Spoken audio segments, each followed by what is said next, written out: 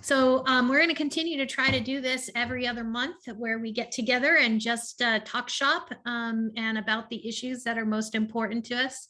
And then every other month between this, we'll have a continuing education session. And I believe that Mike is working on getting Gina Rhoda or someone from Energy Code ACE to help us out with some Title 24 changes and requirements, especially as they pertain to ADUs. Is that right? Yeah, I mean, that would be really good. Yeah. AIA ACE has a March 22nd free virtual training on the residential part of the updated Title 24. That's correct. And that's on the Energy Code ACE website.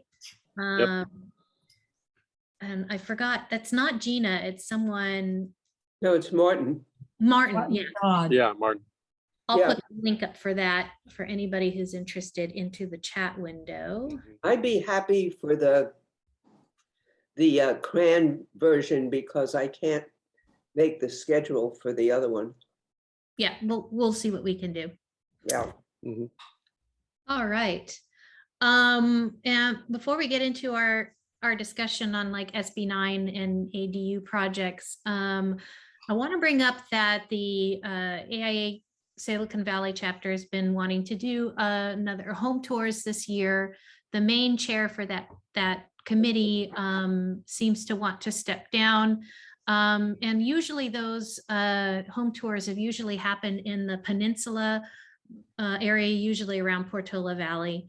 And so I think it would be great if we could get some more South Bay representatives. So we'll be sending out a call for homes for any of you who would like to put one of the homes that you've worked on for the home tours. Do you guys have any questions about how the home tours works, or have you ever have you participated in home tours? Does anybody have any questions on that?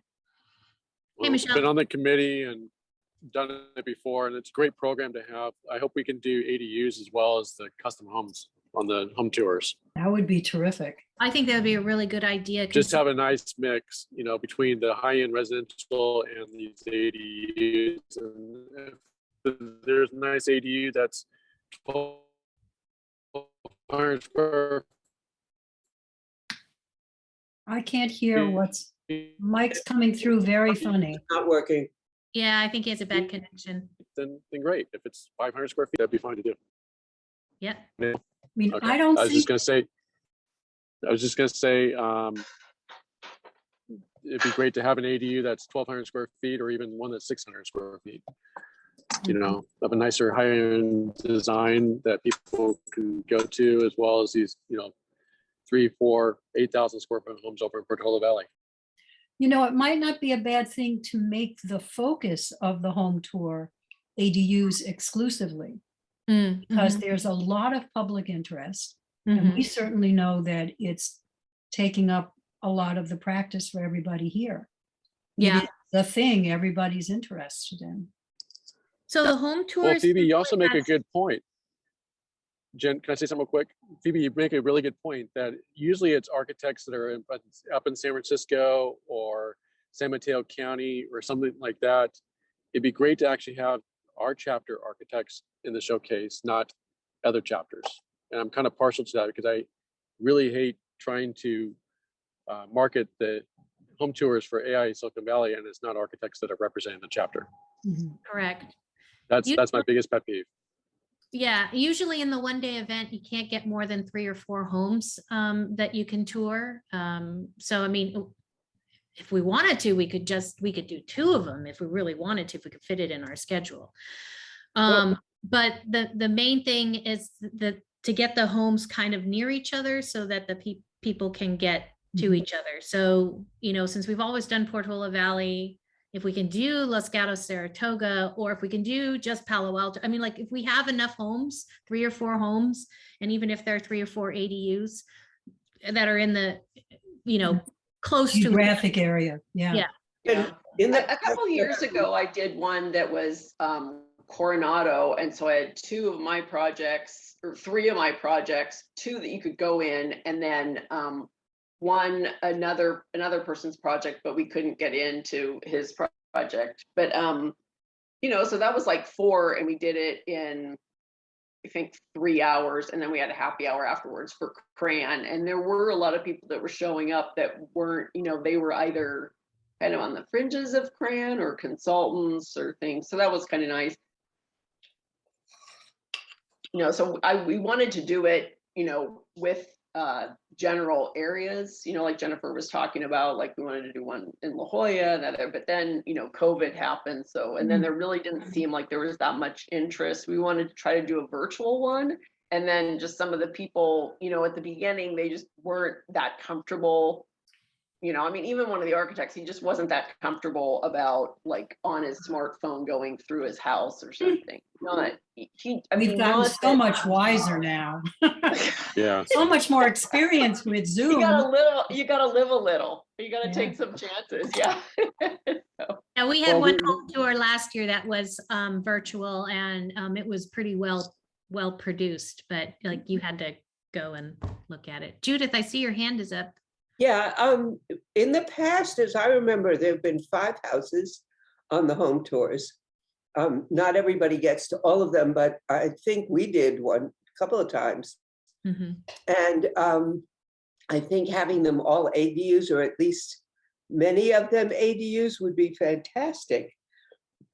I think, do they all have to be yeah, I guess they all have to be AIA, excuse me, finished my lunch. All all AIA members? No, the way the person who'd been chairing the committee previously mostly did it was she found stuff in the magazines and then solicited them to apply. And so it's been a very, it's been some were AIA members and some were not AIA members who were. Oh, I mean, is Jessica, Phoebe, do you know if Jessica's a member? She is. Yes. Yeah, well, she's got a zillion ADUs and a lot of them in the South Bay. Randy, what have you? Jessica, I don't think is an AIA member. Oh, I sit corrected. Yeah, I don't believe. But she- Randy, how many ADUs do you have in this middle of the peninsula area? in the would middle you of say? Peninsula. I mean, Jessica's got dozens. You know, that I would be willing to share 1 or 2. Yeah. You know, a lot of them for me are sort of compromised design projects that I'm not super, you know, I'm proud of them because they serve the need of the homeowner in the way that they needed it, but I'm not, you know, they're not anything that would win a design award. Mhm. That's you're still doing the function. Yeah. Yeah. What about the one on the Ojakians on Addison? Well, the real question is, I think it probably came up doing other tours. They're occupied, a lot of them. Yes, They're all We have to find out if they're willing to have a parade through their house, of which is course. the size of a teacup. So Yeah, well, So we're now getting into like a Great. committee discussion. So what I'd actually like to find out is who here would be interested in being on the committee for home tours and to help plan this out. You are allowed to have your project in the home tour, even if you're on the committee. Noel Cross did that once, where one of his homes was on the tours, was chosen for the tours, but he was also on the committee. So is there anyone here who wants to help participate in moving this home tours thing along? sorry. I'll jump at once. Okay, you can email me later if you don't want to say over this, but the big main thing is that the main committee members, there were 3 main people who were working on it, and none of them want to take ownership right now. So Do they have information that they could share so there Yes, would be historic yes. memory to help? I'm pulling and collecting all the paperwork and all the previous information that has been stored on like how to do the whole home tour. So yes, but we're still pulling all that together from them. Yeah, I was gonna say, Jennifer, for some new people like me, may be helpful, like, what the job description entails, what are those responsibilities, what are the duties, so we kind of know what we're signing up for if we're considering it, would help me in particular. So the committee can, so the chairperson of the committee is the person who makes the decisions and moves things along. So they're probably going to be the one who's going to spend the most amount of time on the project. Sure. The rest of the committee, there's usually 4 to 5 people that need to be on the selections committee. So that when people apply to have their home in the home tours, that it is, there's a group of people who actually make the selection. And then there are docents who are people who volunteer to be in the home during the home tours to make sure that, things don't walk off. And because this is the public, right? The public is buying tickets to come to this event to see homes. So we have docents who are there, moving people around and keeping an eye on things. And usually there's 3 to 4 docents per home, depending on the size of the home. And then when would this happen? What's the ideal plan for the month? So the original plan was to do it in May, but it usually takes 4 months to plan the home tours out. So I don't think we're going to make May of this year, but usually in the nice warm months, so that, because a lot of these homes have indoor outdoor spaces, right? And you want to be able to see everything on a nice, beautiful day, right? And move from home to home. I think we've charged in the past $50 per ticket. So people who are on the committee or people who are docents don't have to pay for the tickets, right? You get to see all the homes without paying because you're volunteering. And those are the main duties, so. Okay. The chapter will help with the communication. So like advertising and sales of tickets and all of that, that'll be the executive director and the assistant director who will help handle all of that. So we are a staff chapter, so that the staff can help take care of that.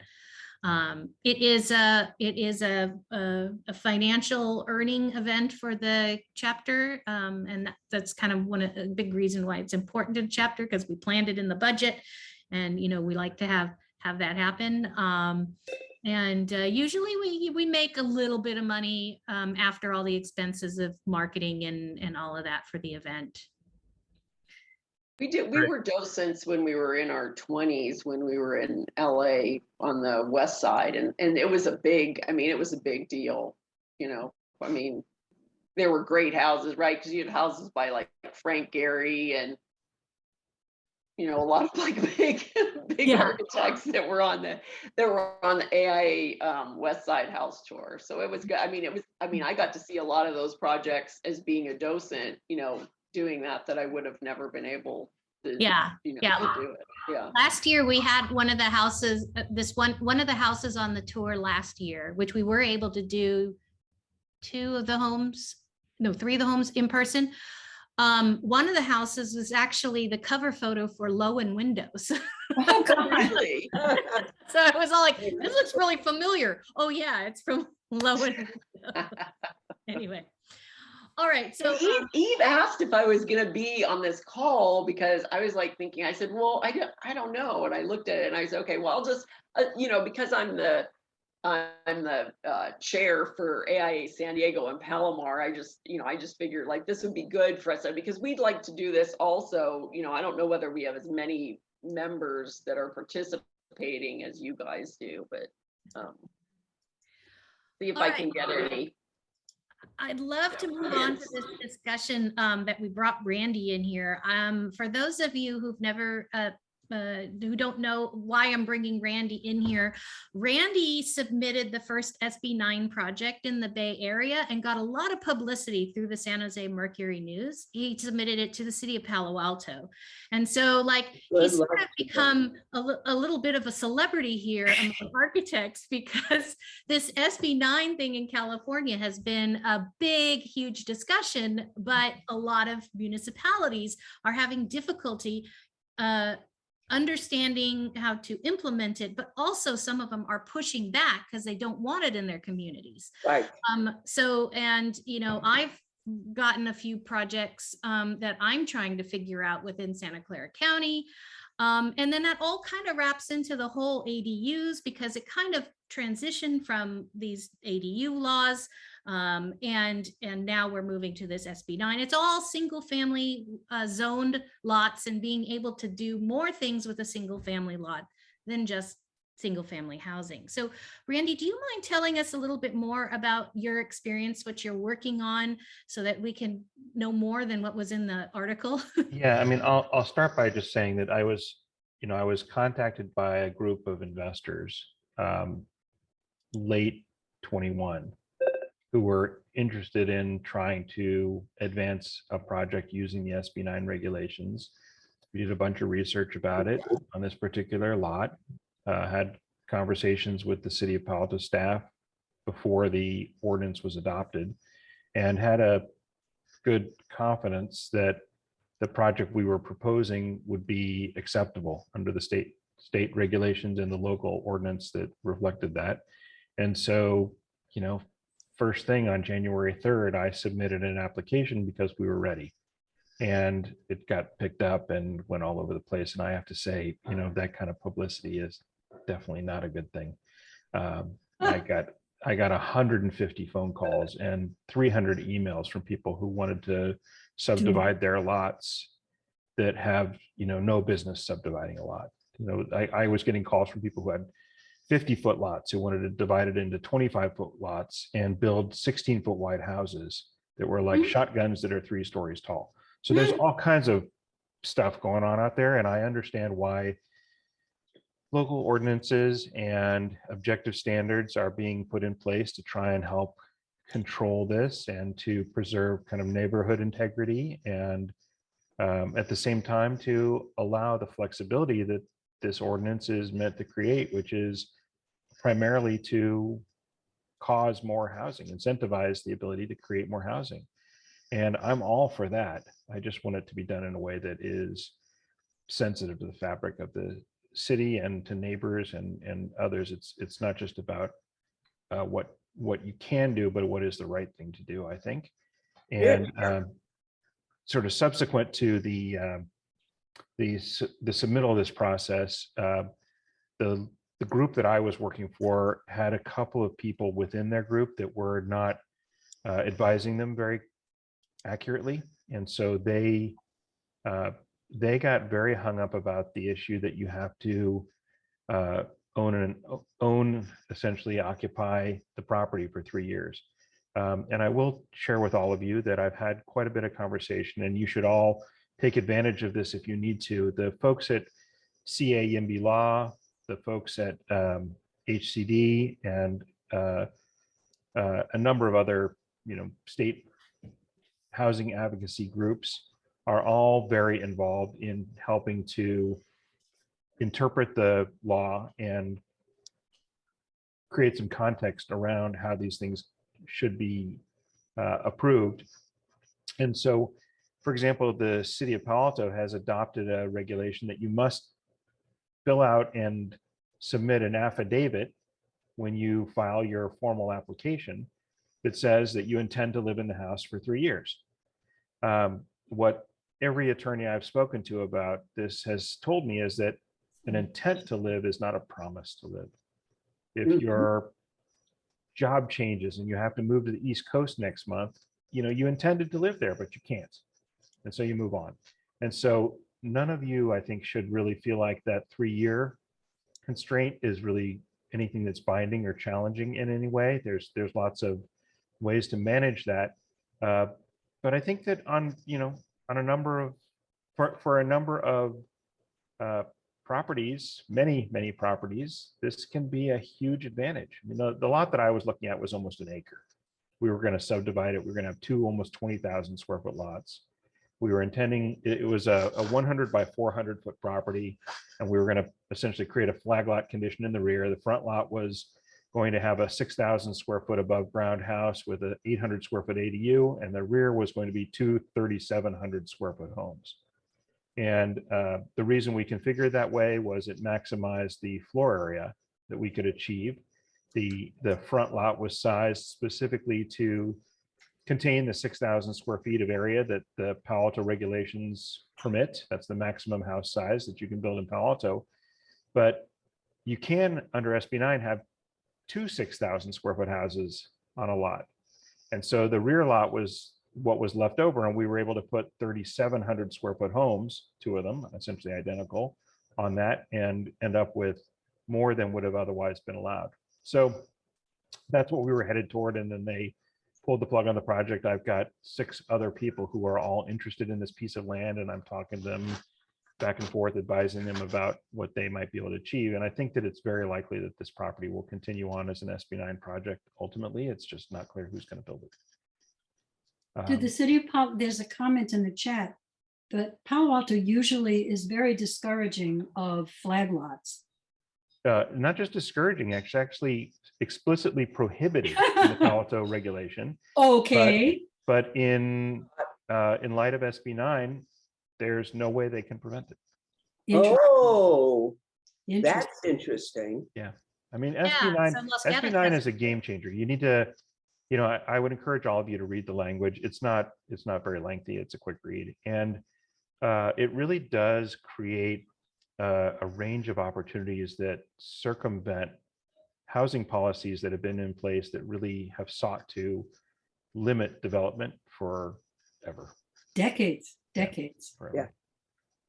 I mean, for me, right, I looked at this lot that's in what they call the RE zone in Palo Alto. That's the residential estate zone. And it's zoned that way because they are unusually large lots. But this particular area has many flag lots. I think almost in the immediate vicinity of this property, there are 6 other flag lots. Whoa. And there are many properties that are in the range of 15,000 or 12,000 square feet, not 40,000 square feet, which is kind of the minimum standard, you know, essentially an acre.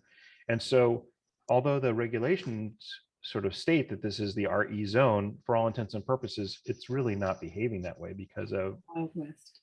you know, previous building practices. And so the idea that this one lot that was so enormous was sitting there and could only have essentially one house with one ADU on it that could now have 4 dwelling units makes a ton of sense to me. That's really interesting. So I have a friend who's had a property in Los Altos, you know, on Mora Road. And they have been prohibited to develop on that lot for a long time because the city would not allow them to do a flag lot. And the neighbors also, previous application that they did, there was a lot of, you know, dissent from the neighbors. So what you're saying now is that that should not be the case for them anymore. They could probably go ahead and do that flag lot. Yeah, I mean, listen, I'm not exactly sure how Los Altos is behaving. I've got an SB9 project I'm just about to start working on in Los Altos, and so I'm going to find out quickly. But the process is very similar to the ADU setup, where it's ministerial, right? In Palo Alto, if you were doing a 2-story home, for example, you'd have to do the individual review process, which involves neighbors and public comment, essentially. I was talking to the staff planners about our project in particular because, you know, the objective standards haven't been tested yet, right? So immediately the first project starts to suggest that some of these standards are unmanageable.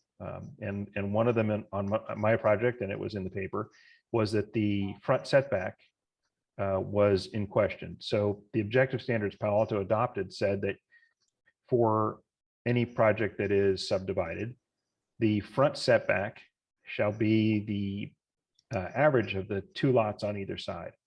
Well, one lot has a 250-foot setback. The other lot has a 150-foot setback. And so the average was 200. And I think, you know, I just mentioned it's a 400-foot lot. And so a 200-foot setback on a 400-foot lot yields an unbuildable parcel.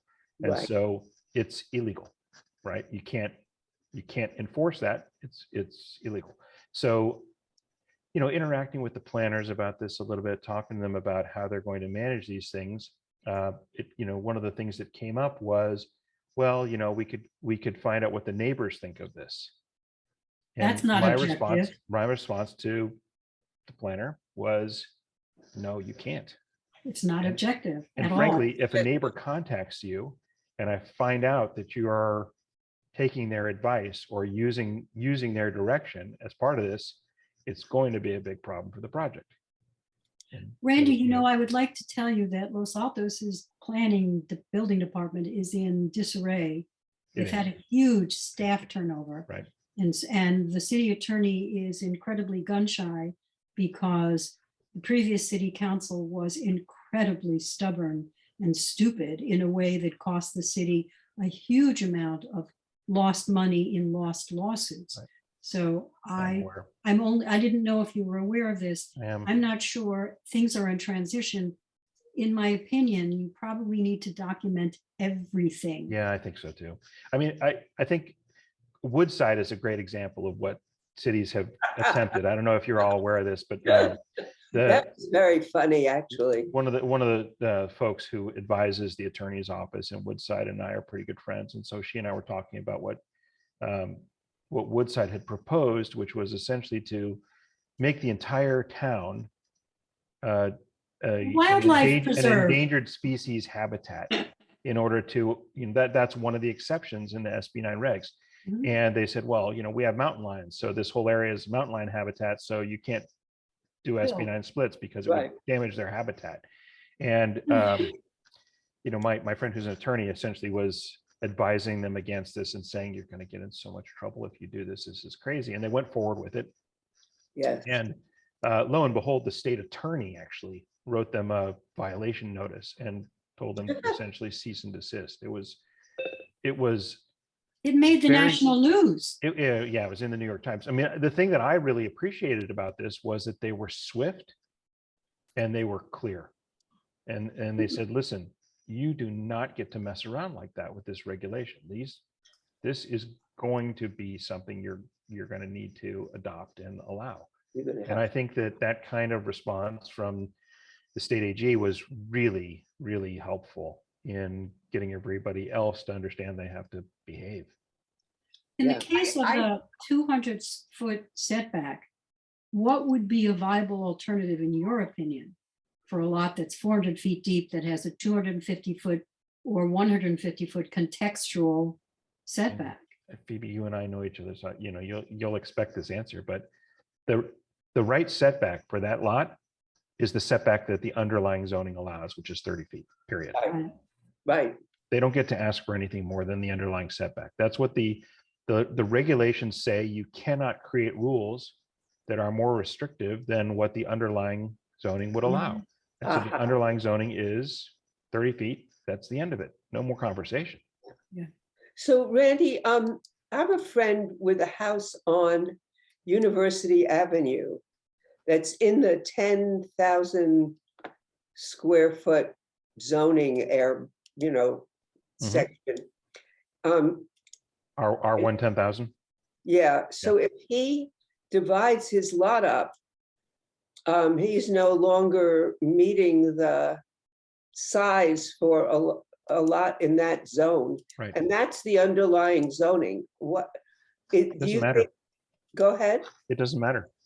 Oh, it doesn't. No, I mean, the regulations that govern the assignment of sizes and what determines conforming, non-conforming no longer matters once you apply SB9 to a parcel. The SB9 rules say that you just can't create a parcel that's less than 1,200 square feet. Oh my Okay. God. And That's where the people said to you, let's split a 50-foot lot. Yes. Can I finish my question, please? Also, if he did this, it would create a flag lot, and there is already a flag lot behind him. Does that make any difference? I mean, what do you do with two flag lots? I mean, Judith, I guess I'd have to see what Yeah. was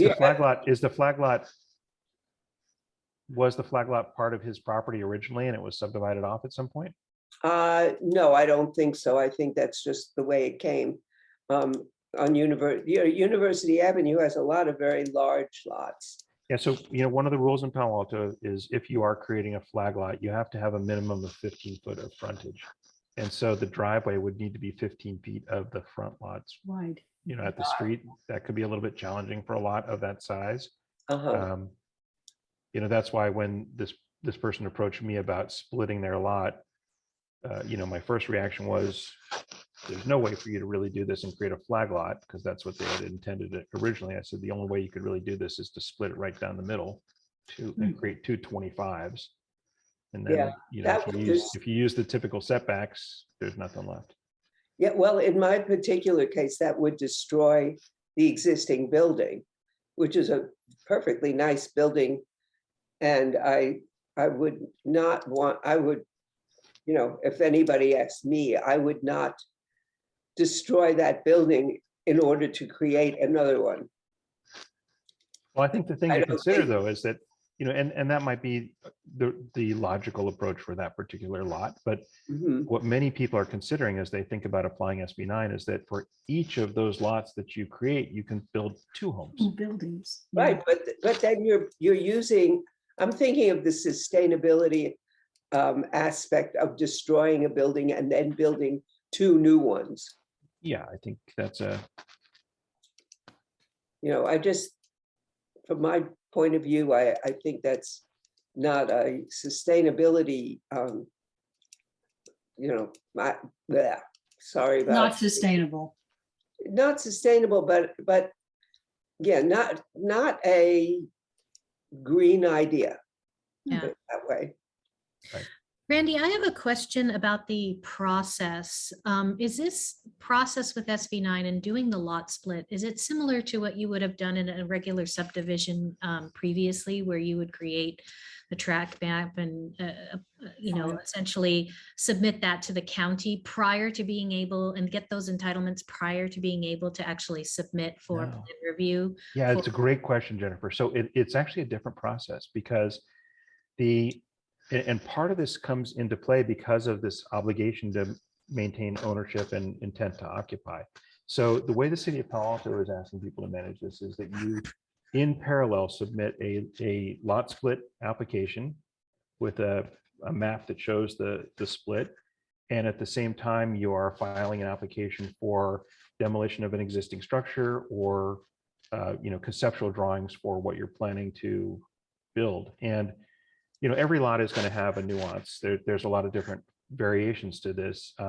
In case of the lot I was looking at, the main home actually was far enough back on the lot that we could create a subdivision and keep that house during the initial process, but it would have taken away the parking that was a detached structure that was in front of that.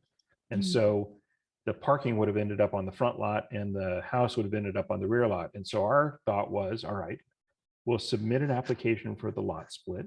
We'll submit an application for construction of a carport that we will never, ever build, right? And then proceed on a more leisurely schedule with the development of the drawings for the homes and process the approvals for that. But it would allow us to get these things in place. But in many cases, it's like cities that won't allow you to get a demo permit until you file that an application for a new construction because you can't remove a house. Similar to that. So Randy, how much of your time is now spent in this bureaucratic mess? And how much time do you actually spend designing buildings? I don't want to admit that. It's horrible.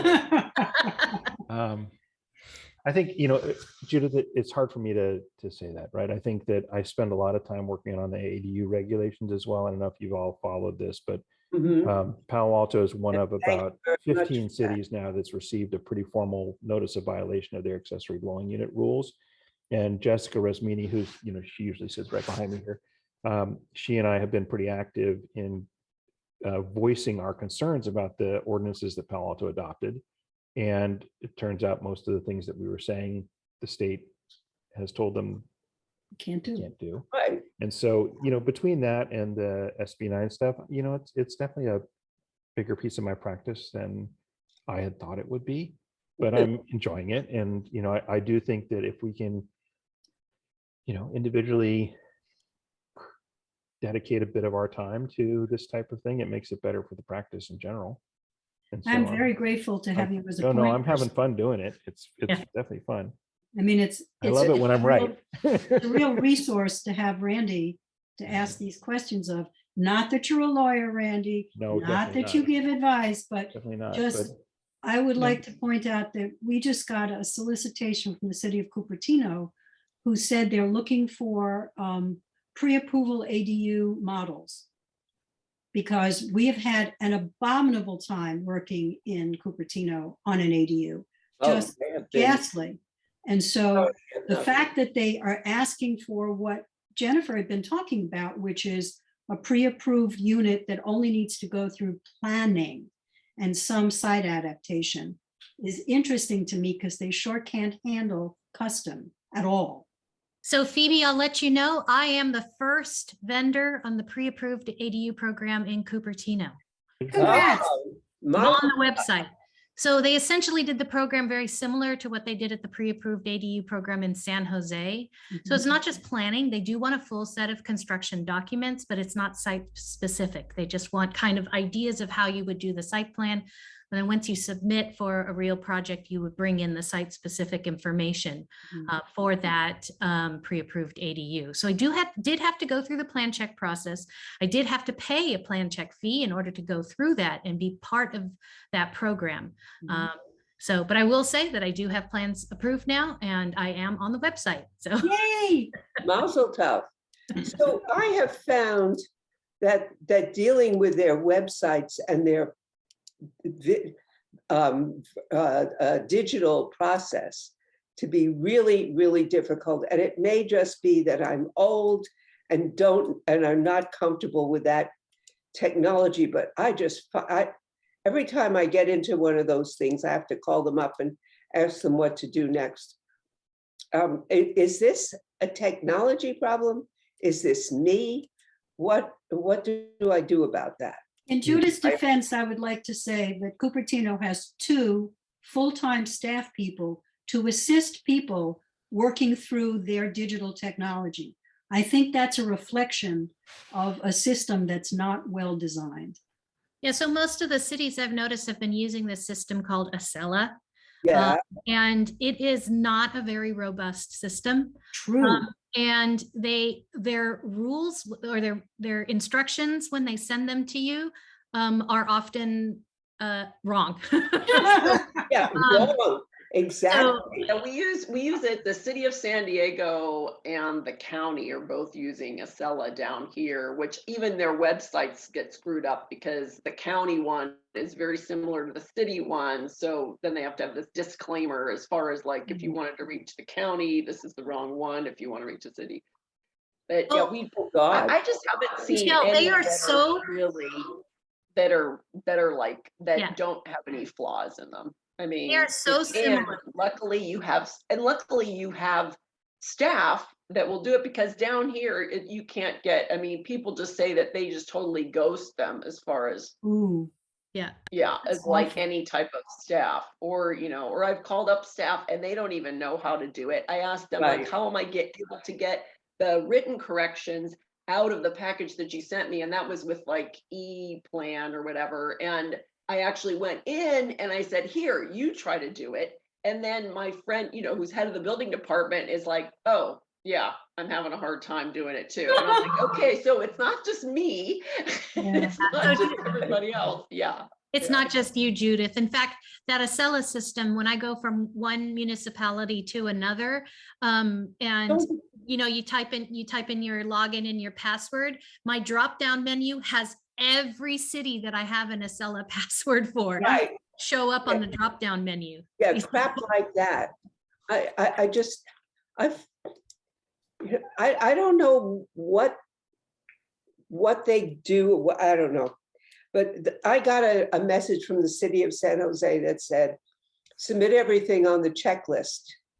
And I said, I can't find the checklist.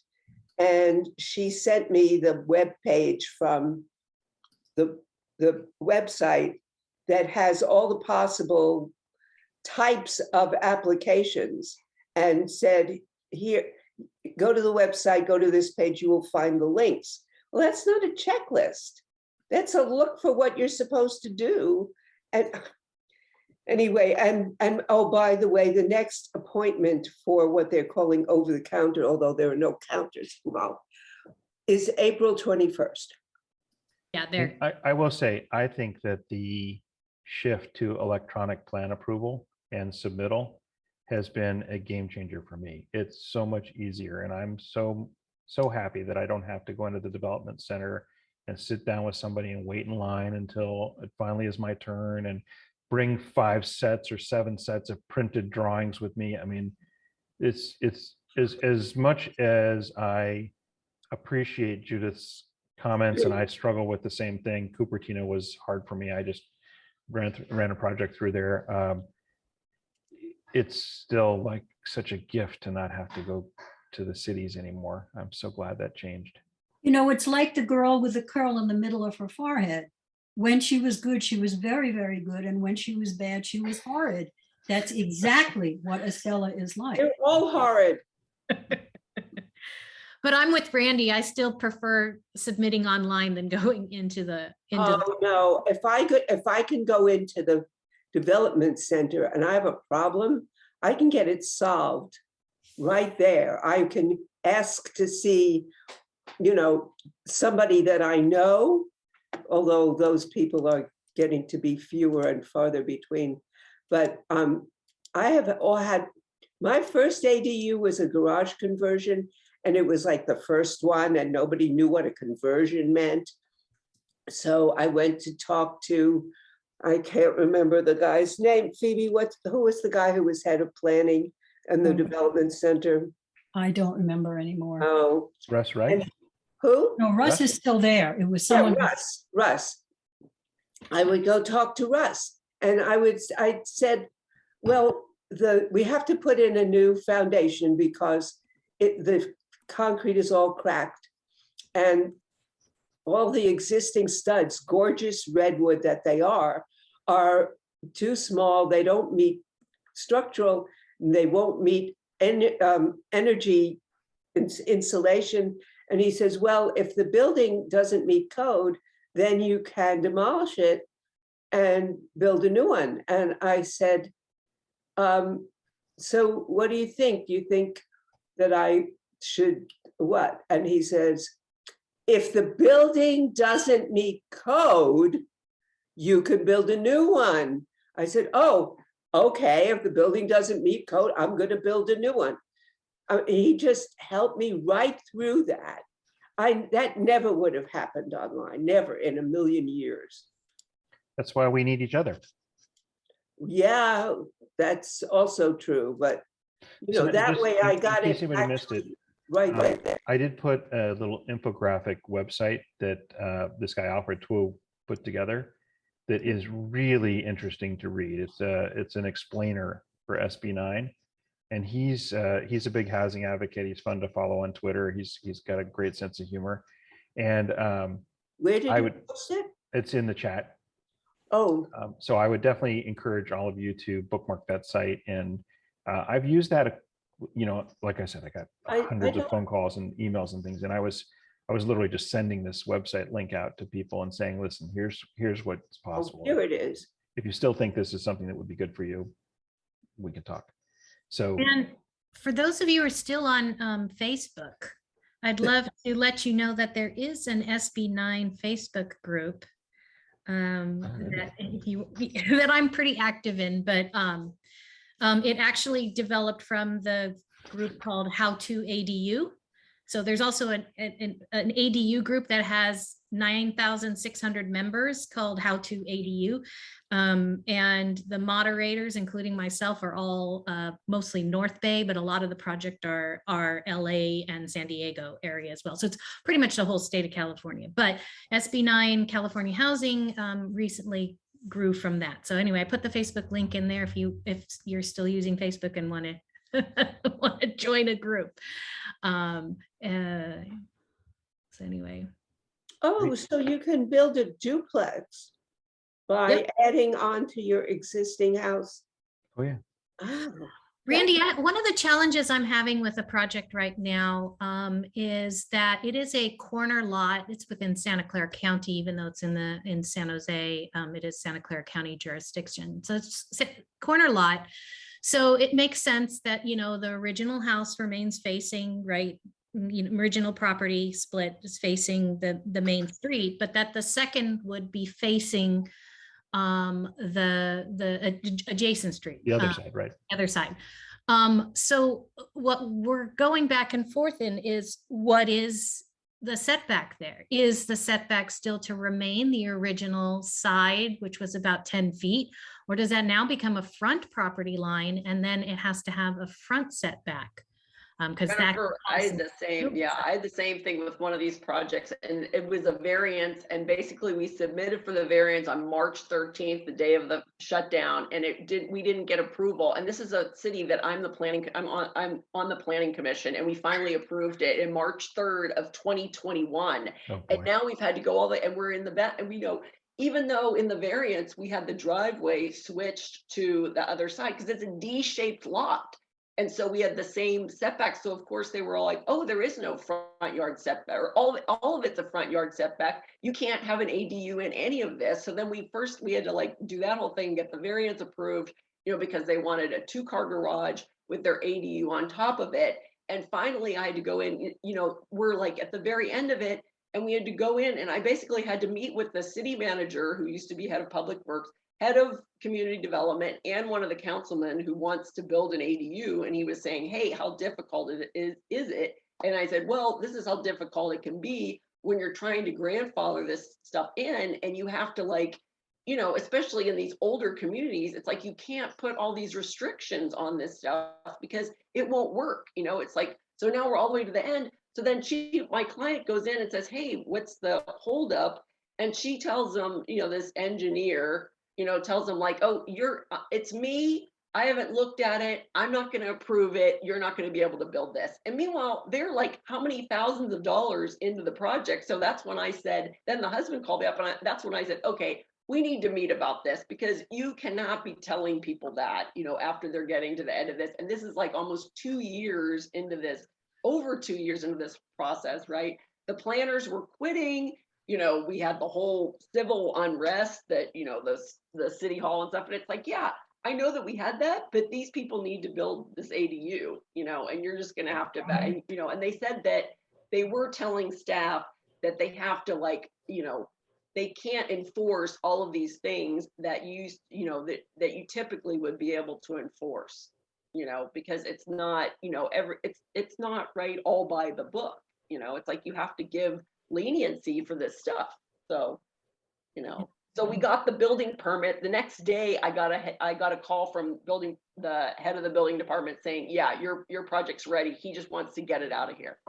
But you have to resolve this driveway. And I'm like, well, the driveway is going to be resolved the way that it was approved in the variance. That's how it's going to be resolved. But, Well, Yeah, Jennifer, for the lot that you were talking about, I think that the likely answer is that it is the street side setback.